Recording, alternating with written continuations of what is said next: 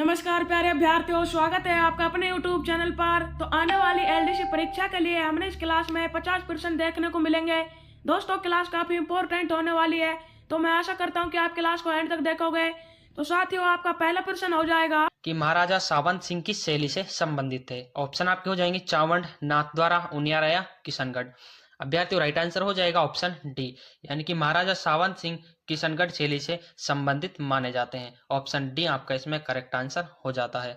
ये भी दोस्तों काफी मोस्ट इंपॉर्टेंट प्रश्न है। बढ़ते हैं अभ्यर्थियों अगले प्रश्न की ओर। राजस्थानी चित्रकला का प्राचीनतम केंद्र माना जाता है। ऑप्शन हो जाएंगे मारवाड़, मेवाड़, किशनगढ़ या बूंदी। अभ्यर्थी राइट आंसर हो जाएगा ऑप्शन बी, यानी कि मेवाड़ केंद्र को अभ्यर्थी को राजस्थानी चित्रकला का प्राचीनतम केंद्र माना जाता है। ऑप्शन बी आपका इसमें सही जवाब हो जाएगा। फड़ वाचन समय किस वाद्य यंत्र का प्रयोग किया जाता है। दोस्तों, फड़ वाचन के समय किस वाद्य यंत्र का प्रयोग किया जाता है, यह आपसे पूछा है। अभ्यर्थियों करेक्ट आंसर की बात करें ऑप्शन ए, यानी कि रावण हत्था का फड़ वाचन के समय उपयोग किया जाता है। दोस्तों कमेंट में आप लास्ट में बताइए कि 50 में से आपका स्कोर कितना रहता है। बढ़ते हैं अभ्यर्थियों अगले प्रश्न की ओर। निम्नलिखित में से मांड गायिका कौन है। काफी मोस्ट इंपॉर्टेंट प्रश्न है अभ्यर्थियों, काफी एग्जामों में ये आपको मिल जाता है कि मांड गायिका के नाम से कौन प्रसिद्ध है।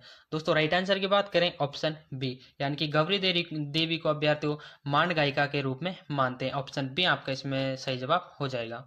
बढ़ते हैं अभ्यर्थियों अगले प्रश्न की ओर। दोस्तों यह प्रश्न आपके एग्जाम में बहुत ही मोस्ट इंपॉर्टेंट यानी कि सहायताफुल होने वाले हैं।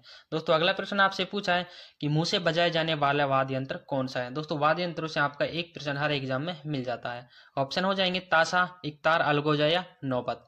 अभ्यर्थियों राइट आंसर की बात करें ऑप्शन सी, यानी कि अलगोजा, जिसको मुंह से बजाया जाने वाला वाद्य यंत्र बोला जाता है। ऑप्शन सी आपका इसमें करेक्ट आंसर हो जाएगा। बढ़ते हैं अभ्यर्थियों अगले प्रश्न की ओर। नौटंकी किस क्षेत्र का प्रसिद्ध लोक नाट्य है। ऑप्शन आपके हो जाएंगे पाली, उदयपुर, बारा या भरतपुर। नौटंकी हो जाएगी अभ्यर्थियों ऑप्शन डी, यानी कि भरतपुर क्षेत्र का लोकप्रिय नाटक माना जाता है अभ्यर्थियों नौटंकी को। ऑप्शन डी आपका इसमें करेक्ट आंसर हो जाएगा। बढ़ते हैं अभ्यर्थियों अगले प्रश्न की ओर। गरासिया जनजाति द्वारा किया जाने वाला नृत्य कौन सा है। ऑप्शन आपके हो जाएंगे वालर, गुड़ला, बनिहारिन। डी हो जाएगा आपके तेरे ताली। आपसे पूछा अभ्यर्थियों गरासिया जनजाति कौन से नृत्य को करती है। अभ्यर्थियों राइट आंसर हो जाएगा ऑप्शन ए, यानी कि वालर नृत्य को अभ्यर्थियों गरासिया जनजाति द्वारा किया जाता है। ऑप्शन ए आपका इसमें सही जवाब हो जाएगा। बढ़ते हैं अभ्यर्थियों अगले प्रश्न की ओर। कजली तीज मनाई जाती है। दोस्तों सभी को पता होगा कि कजली तीज कहाँ पर मनाई जाती है। ऑप्शन सी, यानी कि बूंदी में दोस्तों कजली तीज मनाई जाती है। बढ़ते हैं अभ्यर्थियों अगले प्रश्न की ओर। तेजाजी मेलों का आयोजन किया जाता है। दोस्तों तेजाजी मेला आपसे पूछा है कि कहाँ पर इसका आयोजन किया जाता है। राइट आंसर हो जाएगा ऑप्शन सी, यानी कि पर्वतसर नागौर में अभ्यर्थियों तेजाजी का प्रसिद्ध मेला लगाया जाता है। तो सबसे ज्यादा अधिक मेलों का आयोजन राजस्थान सरकार द्वारा नागौर जिले में किया जाता है। ये आप याद रखना अभ्यर्थियों, काफी मोस्ट इंपॉर्टेंट है। बढ़ते हैं अभ्यर्थियों अगले प्रश्न की ओर। बीकानेर रियासत की कुल देवी थी। दोस्तों बीकानेर रियासत की आपसे कुल देवी पूछी है कि बीकानेर रियासत की कुल देवी किसे माना जाता है। अभ्यर्थियों राइट आंसर हो जाएगा ऑप्शन ए, यानी कि करणी माता को अभ्यर्थियों बीकानेर रियासत की कुल देवी माना जाता है। ऑप्शन ए आपका इसमें करेक्ट आंसर हो जाएगा। बढ़ते हैं अभ्यर्थियों अगले प्रश्न की ओर। राजस्थान में सर्वाधिक महत्वपूर्ण लोक देवता माने जाते हैं। लोक देवता और देवियों से अभ्यर्थियों एक प्रश्न आपके आने वाला है। दोस्तों ऑप्शन आपके हो जाएंगे तेजाजी, कबीर, तुलसीदास या सूरदास। अभ्यर्थियों सर्वाधिक महत्वपूर्ण लोक देवता माने जाते हैं ऑप्शन ए, यानी कि तेजाजी को सर्वाधिक महत्वपूर्ण लोक देवता के रूप में मानते हैं। ऑप्शन ए आपका इसमें करेक्ट आंसर हो जाएगा। बढ़ते हैं अभ्यर्थियों अगले प्रश्न की ओर। प्रसिद्ध शीतला माता का मेला कहाँ भरता है। आपसे पूछा है कि प्रसिद्ध शीतला माता का मेला कहाँ आयोजित किया जाता है। ऑप्शन हो जाएंगे नोखा, मेड़ता, तिलवाड़ा या चाकसू। अभ्यर्थियों राइट आंसर हो जाएगा ऑप्शन डी, यानी कि चाकसू में प्रसिद्ध शीतला माता का मेला लगाया जाता है। बढ़ते हैं अभ्यर्थियों अगले प्रश्न की ओर। आशापुरा देवी किस वंश की कुल देवी है। ऑप्शन आपके हो जाएंगे चौहान, राठौड़, गोहिलिया, खींची। अभ्यर्थियों राइट आंसर हो जाएगा ऑप्शन ए, यानी कि चौहान वंश की आशापुरा देवी कुल वंश की देवी मानी जाती है। ऑप्शन ए आपका इसमें सही जवाब हो जाएगा। राजस्थान के किस जिले में शहरिया जनजाति केंद्रित है? दोस्तों काफी मोस्ट इंपॉर्टेंट प्रश्न है कि राजस्थान के किस जिले में शहरिया जनजाति निवास करती है। दोस्तों राइट आंसर हो जाएगा ऑप्शन डी, यानी कि 12 जिले में सर्वाधिक मात्रा में शहरिया जनजाति निवास करती है। ऑप्शन डी आपका इसमें करेक्ट आंसर हो जाएगा। राजस्थान में किस जनजाति की संख्या सर्वाधिक मानी जाती है? दोस्तों राजस्थान में किस जनजाति की सर्वाधिक मात्रा है अभ्यर्थियों, ये आपसे पूछा है। अभ्यर्थियों करेक्ट आंसर हो जाएगा आपका ऑप्शन बी, यानी कि मीणा जनजाति जो राजस्थान की सर्वाधिक जनजाति मानी जाती है। दोस्तों पहले नंबर पर मीणा जनजाति आती है और दूसरे नंबर पर अभ्यर्थियों भील जनजाति आती है। ये भी आपसे पूछा जा सकता है कि राजस्थान की दूसरे नंबर पर सर्वाधिक जनसंख्या या सर्वाधिक जनजाति कौन सी है। तो इसमें आपका आंसर हो जाएगा ऑप्शन ए, यानी कि भील जनजाति जो राजस्थान की दूसरी सबसे ज्यादा जनजाति मानी जाती है। बढ़ते हैं विद्यार्थियों अगले प्रश्न की ओर। चूहों का मंदिर नाम से मशहूर करणी माता का मंदिर कहाँ स्थित है? दोस्तों करणी माता का मंदिर आपसे पूछा है कि कहाँ पर स्थित है। ऑप्शन हो जाएंगे जयपुर, जोधपुर, अजमेर या बीकानेर। अभ्यर्थियों करेक्ट आंसर हो जाएगा ऑप्शन डी, यानी कि देशनोक बीकानेर में अभ्यर्थियों चूहों का प्रसिद्ध मंदिर ऑप्शन डी यानी कि बीकानेर में स्थित है। Option D correct answer. बढ़ते हैं विद्यार्थियों अगले प्रश्न की ओर। राजस्थान के किस जिले में गणेश्वर स्थल स्थित है? दोस्तों ये भी काफी मोस्ट इंपॉर्टेंट स्थल है कि गणेश्वर में ये कौन से जिले में पाया जाता है। ऑप्शन आपके हो जाएंगे गंगानगर, भीलवाड़ा, भरतपुर या सीकर। राइट आंसर हो जाएगा ऑप्शन डी, यानी कि सीकर जिले में राजस्थान में प्रसिद्ध गणेश्वर स्थल पाया जाता है। ऑप्शन डी आपका इसमें करेक्ट आंसर हो जाएगा। हवा महल का निर्माण किसने करवाया? दोस्तों ये बीएसटीसी 2017 में आया हुआ प्रश्न है कि हवा महलों का निर्माण किसने करवाया था। अभ्यर्थियों करेक्ट आंसर हो जाएगा ऑप्शन डी, यानी कि सवाई प्रताप सिंह द्वारा जयपुर शहर में हवाई महलों का निर्माण करवाया गया। ऑप्शन डी आपका इसमें करेक्ट आंसर हो जाएगा। पटोक की हवेली कहाँ स्थित है? दोस्तों ये भी आप सबको पता होगा कि पटोक की हवेली कहाँ पर स्थित है। अभ्यर्थियों करेक्ट आंसर हो जाएगा जैसलमेर में। डी ऑप्शन आपका इसमें सही जवाब हो जाएगा। रणथंभौर दुर्ग में किसका प्रसिद्ध मंदिर बना है? दोस्तों रणथंभौर दुर्ग में किसका प्रसिद्ध मंदिर बना है ये आपसे पूछा है। करेक्ट आंसर हो जाएगा ऑप्शन सी, यानी कि त्रिनेत्र गणेश जी का मंदिर जो रणथंभौर में स्थित किया गया। ऑप्शन सी आपका इसमें करेक्ट आंसर हो जाएगा। किस दुर्ग का प्रवेश द्वार नौलखा दरवाजा के नाम से जाना जाता है? ऑप्शन आपके हो जाएंगे चित्तौड़, सिवाना, जालोर या रणथंभौर। आपको बताना है कि नौलखा नाम से कौन सा दरवाजा जाना जाता है या किस दुर्ग में स्थित है। अभ्यर्थियों करेक्ट आंसर हो जाएगा आपका ऑप्शन डी, यानी कि रणथंभौर दुर्ग में अभ्यर्थियों नौलखा दरवाजा स्थित है। ऑप्शन डी आपका इसमें सही जवाब हो जाएगा।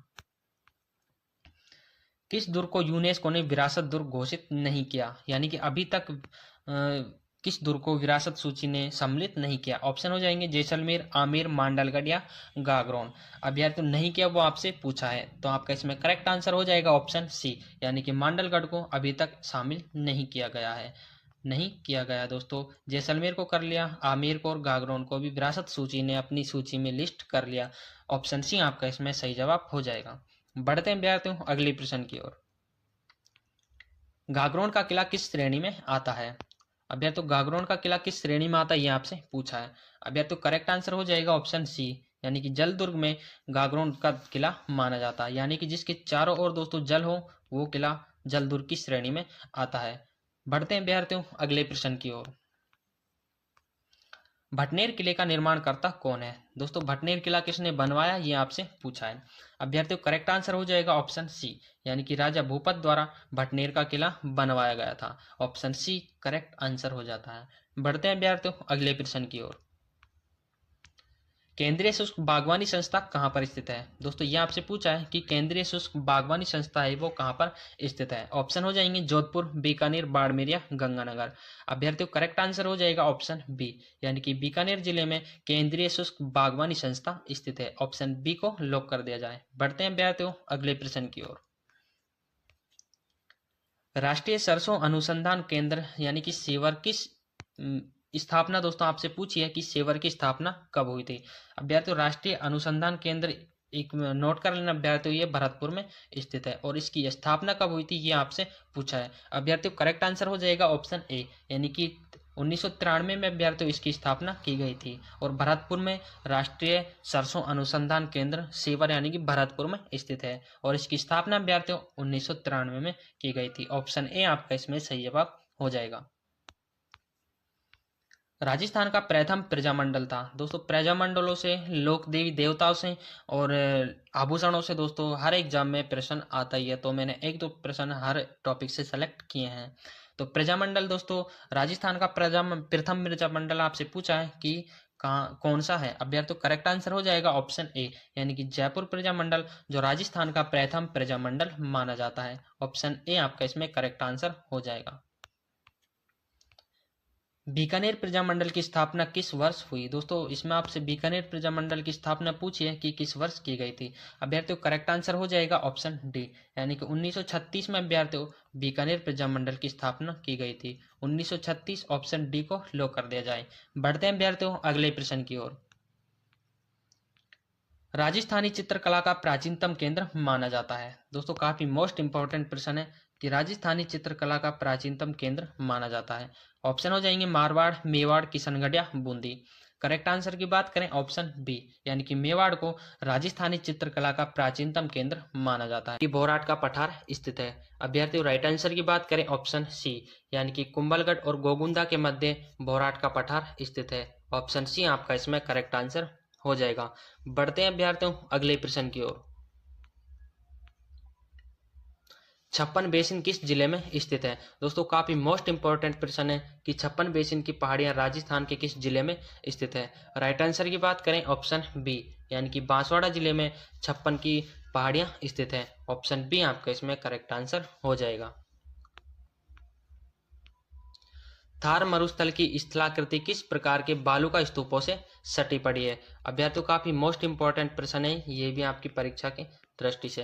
राइट आंसर की बात करें अभ्यर्थियों ऑप्शन डी, यानी कि पैराबोलिक जो स्थलाकृति अभ्यर्थियों उनसे बालुका स्तूप सटी हुई है। ऑप्शन डी आपका इसमें करेक्ट आंसर हो जाएगा। अरावली प्रदेश का भाग नहीं है। अभ्यर्थियों इन चारों में से कौन सा अरावली प्रदेश का भाग नहीं है ये बताना है। ऑप्शन आपके हो जाएंगे आबूखंड, दोस्तों ये भी एक अरावली प्रदेश का भाग है। अलवर भी अभ्यर्थियों, जयपुर भी। राइट आंसर हो जाएगा ऑप्शन डी, यानी कि विंध्य पर्वत जो अरावली प्रदेश का भाग नहीं माना जाता। ऑप्शन डी आपका इसमें करेक्ट आंसर हो जाएगा। जैसमंद झील के पूर्व में स्थित पठार है। दोस्तों इस प्रश्न में आपको बताना है कि जैसमंद झील के पूर्व में कौन सा पठार स्थित है। अभ्यर्थियों राइट आंसर की बात करें तो आपका इसमें करेक्ट आंसर हो जाएगा ऑप्शन सी, यानी कि लसाड़िया का पठार अभ्यर्थियों जैसमंद झील के पूर्व में स्थित पठार माना जाता है।